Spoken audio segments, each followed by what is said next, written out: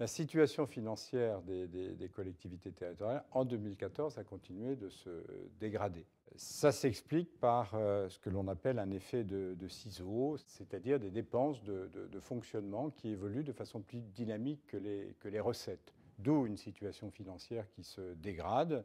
L'investissement, c'est aussi une des caractéristiques de l'année 2014, a fortement diminué. L'État a réduit ses dotations financières en direction des collectivités territoriales, de l'ordre d'1,5 milliard sur 2014. Est-ce que ça explique la dégradation financière des collectivités territoriales? Non.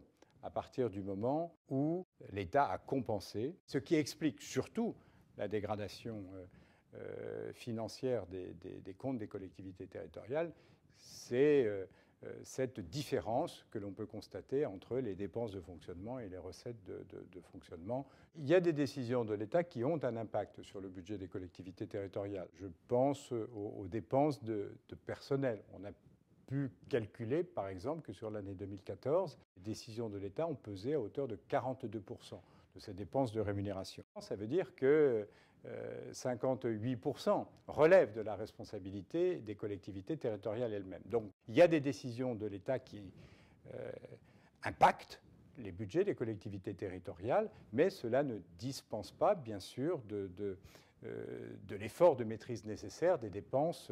Les collectivités territoriales doivent contribuer à l'effort de redressement des comptes publics et elles doivent, si elles veulent préserver leur capacité d'investissement, davantage maîtriser leurs dépenses de fonctionnement. Beaucoup de collectivités territoriales ont commencé à faire des efforts en termes d'économie de gestion. Tout cela commence à produire des effets, mais il faut que ces décisions puissent être confortées et amplifiées. Sur l'investissement, nous appelons à une plus grande sélectivité. Par exemple, il ne doit pas y avoir seulement des études d'impact sur les dépenses de fonctionnement à venir à la suite de la réalisation d'un investissement, s'interroger sur l'utilité socio-économique du futur investissement est également utile.